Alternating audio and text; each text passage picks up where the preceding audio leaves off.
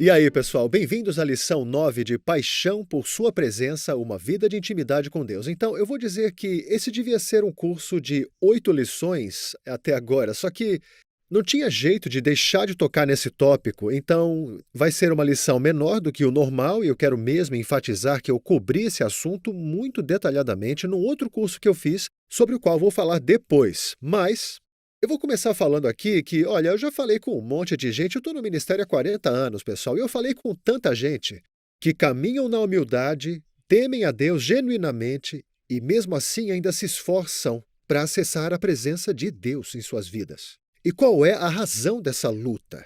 Eu acho que nessa sessão final vamos tratar sobre pessoas genuínas que se esforçam tanto para acessar a presença de Deus. E eu vou começar aqui com Hebreus, o 10º capítulo, do versículo 19 até o 23. Escutem.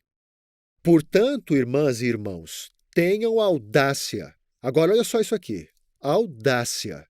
Tenhamos a audácia para entrar no Santíssimo pelo sangue de Jesus e por um caminho novo e vivo, e que nos aproximemos de Deus, que nos aproximemos com um coração verdadeiro. Tá bem? A gente já viu isso lá na palavra aletheia, vocês lembram? Um coração verdadeiro, olha só isso aqui, com plena convicção de fé, pois aquele que prometeu é fiel. A chave que falta aqui é plena convicção da fé. Então, só um pouquinho, me deixa voltar um pouquinho aqui, ok? Nós temos a habilidade de entrar no Santíssimo, mas onde é que o Santíssimo está? Veja, esse é o problema número 1 para muitos crentes, entendem? Eles oram se imaginando dentro da sala de um trono, que fica anos-luz daqui. Não, não, não, não, não, não, não, não. Quando Jesus foi crucificado, o véu do templo, olha só, lembre-se que o templo era onde Deus habitava, beleza? Era no tabernáculo. Mas aí veio Salomão e construiu o templo. O templo depois foi reconstruído após o cativeiro babilônico, mas o templo é onde a presença de Deus habitava, vocês entendem? Quando Jesus entregou seu espírito, o véu do templo rasgou de cima a baixo, o véu que separava o santo dos santos, ou o santíssimo, do lugar sagrado.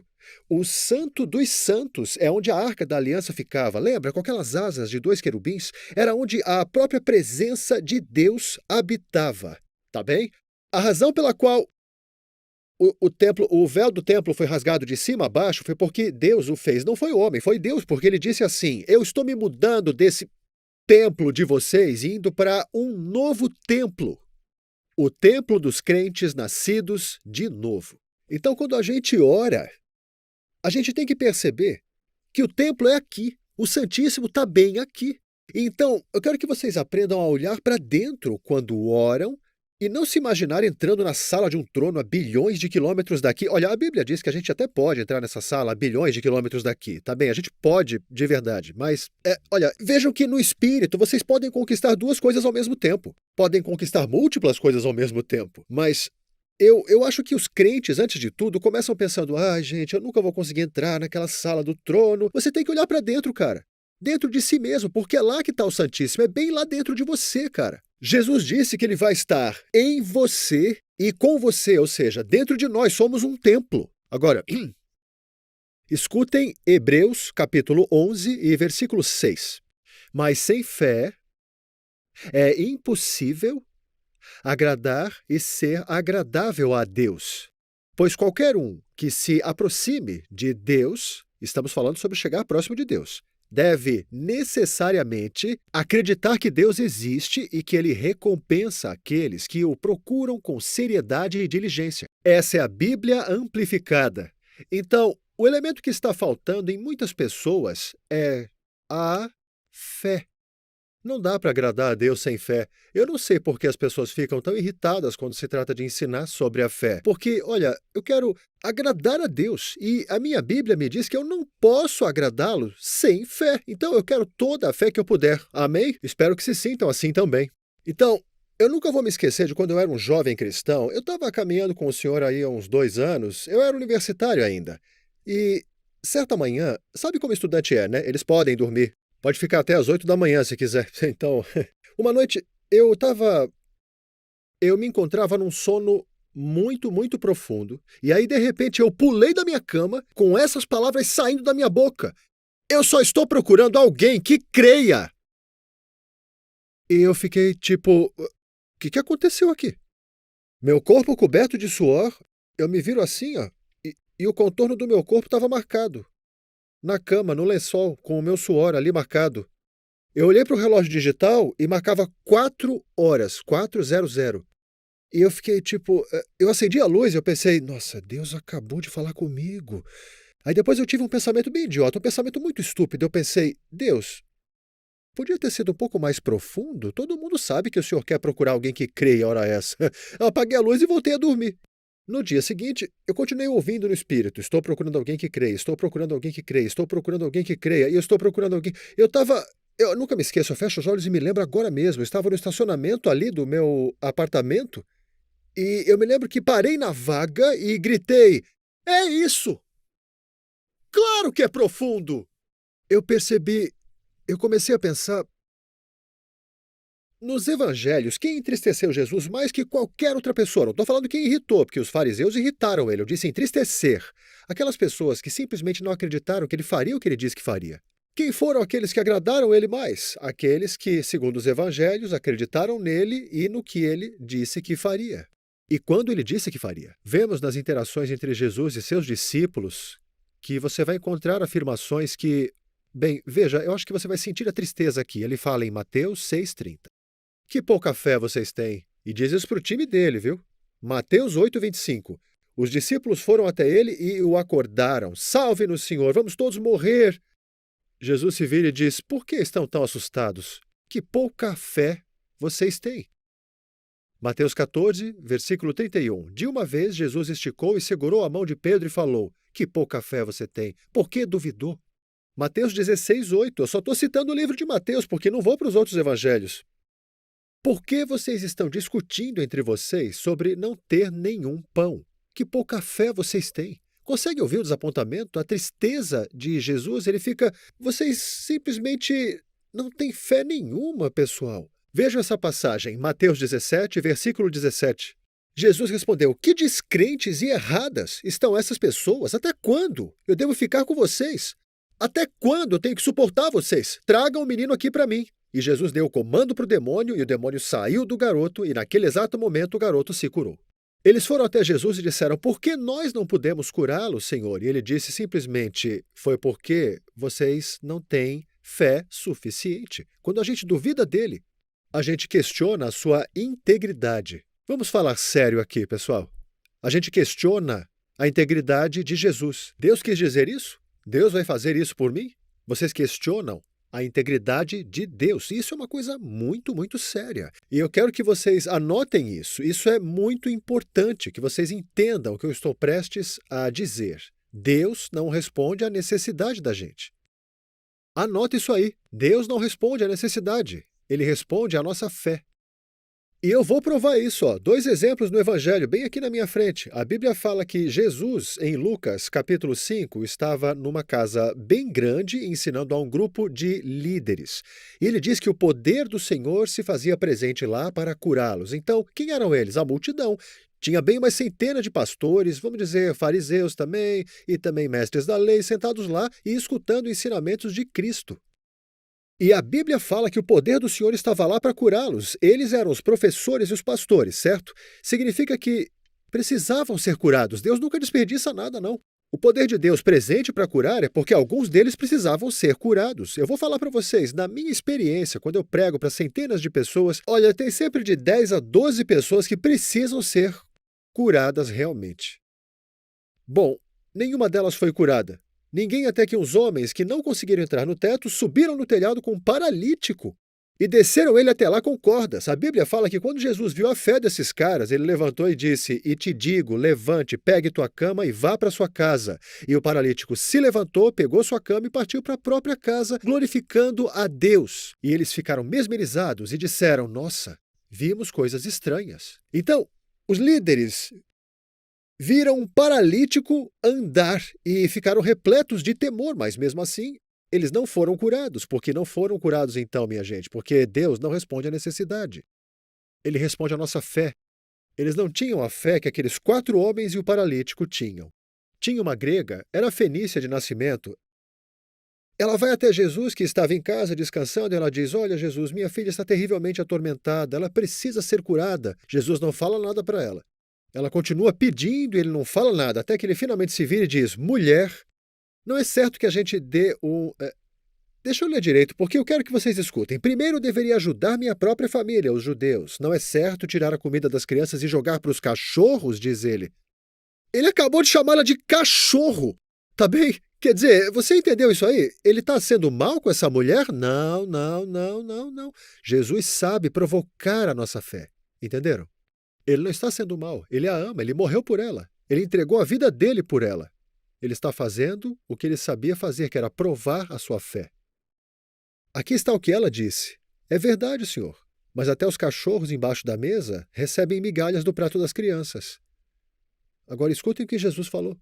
Então Jesus respondeu e disse para ela: Ó mulher, grande é a tua fé. As únicas 2 pessoas para quem ele disse isso foi um centurião romano e uma mulher grega. Nenhum deles era judeu, isso é incrível.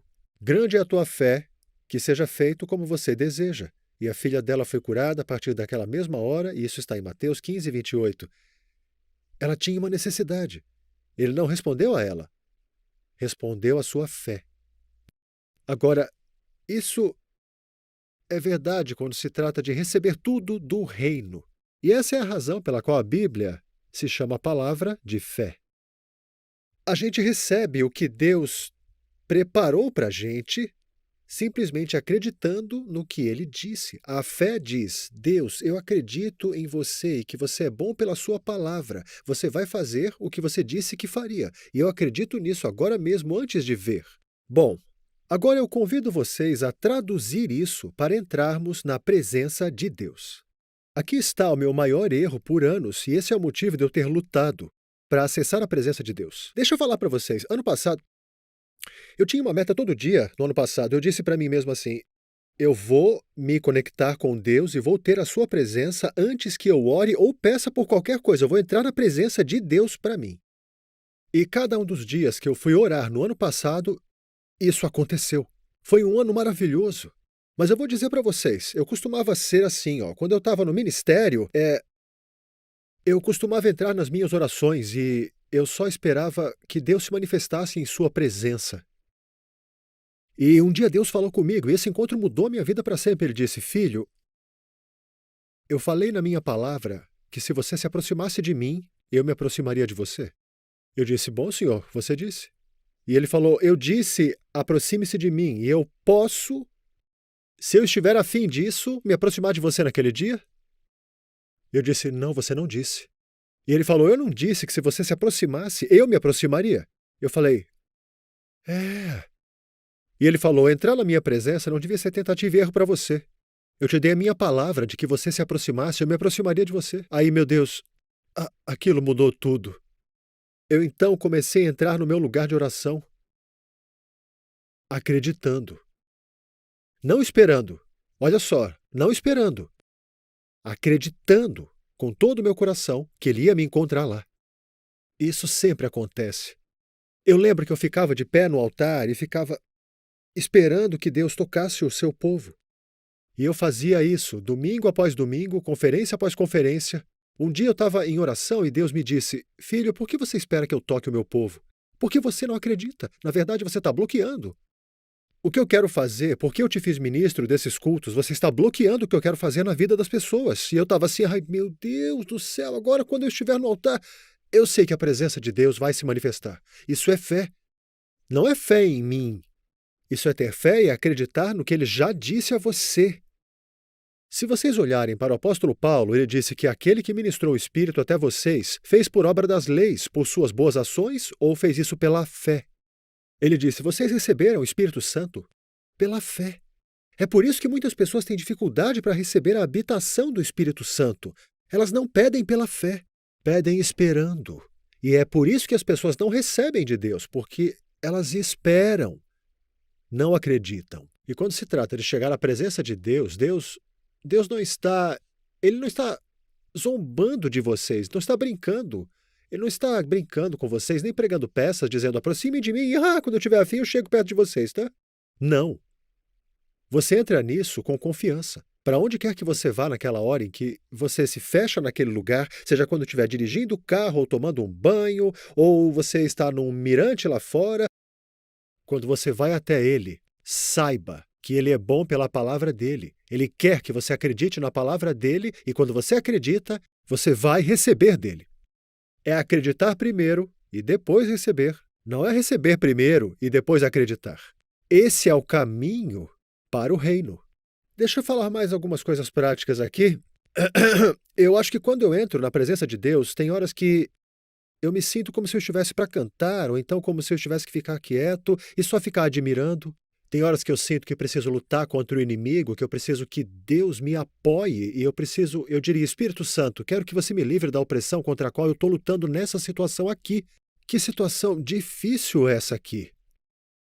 E eu comparo isso com uma família. Imagine que você tem uma situação familiar e alguns bandidos tentam invadir a sua casa e então, de repente, no meio da invasão, você encontra o seu filho e ele diz, pai, você é o melhor pai que existe, eu te amo muito, muito mesmo, papai. Sabe o que eu ia fazer no lugar desse pai aí? Eu olhava para o meu filho e dizia, cara, pega um bastão de beisebol e vai lá defender a sua mãe, pelo amor de Deus, cara. Esse aí é o jeito apropriado de lidar com aquela situação, né? Mas então, se está tudo bem tranquilo, ninguém está invadindo sua casa, e o Júnior vem com um taco de beisebol, cadê eles, pai? Você vai dizer, o que você está fazendo? É realmente importante que a gente entenda a hora certa e circunstância de nossas interações. Sabe, a minha esposa e eu estou casado há 40 anos, e eu consigo ler ela de manhã cedo. Tem vezes que ela acorda pela manhã e ela está pronta para fazer uma piada, e tem outras manhãs que ela precisa de espaço. Ela não quer mais nada de mim além de ficar do lado dela só. Tem outras manhãs em que ela quer ter conversas profundas na hora. Nós somos criados à imagem de Deus. Tem horas que... Você sabia que Deus também tem senso de humor? Foi de onde veio os nossos humores. Agora, eu não estou dizendo que ele é controlado por humor como as pessoas são. Tem horas na Bíblia em que ele está tão bravo, tem horas na Bíblia em que ele está comemorando com a gente com danças também. Então, eu vou para o canto de oração e eu estou meio que sentindo qual é o humor do Espírito agora, entenderam?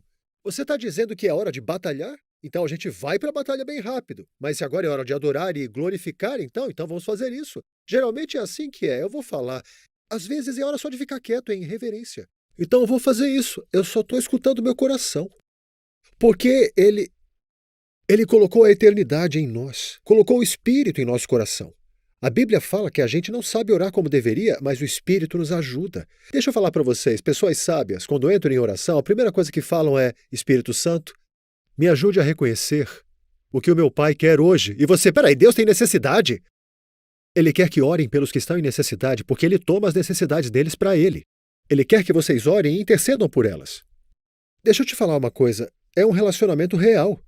Eu dei a vocês a base, temor ao Senhor, humildade de chegar a Deus com o coração verdadeiro, com fé, pleno e convicto da fé. Mas isso também quer dizer ser sensível. Inteligência emocional é um jeito de falar isso aqui.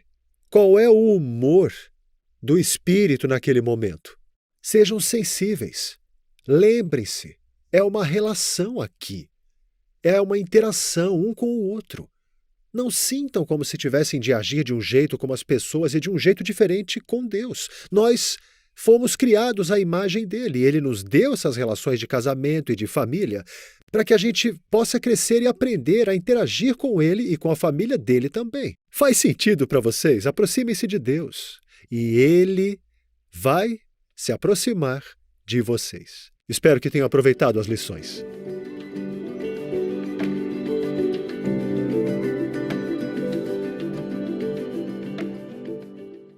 Apresentando Messenger X, uma nova plataforma de downloads e streaming de vídeo.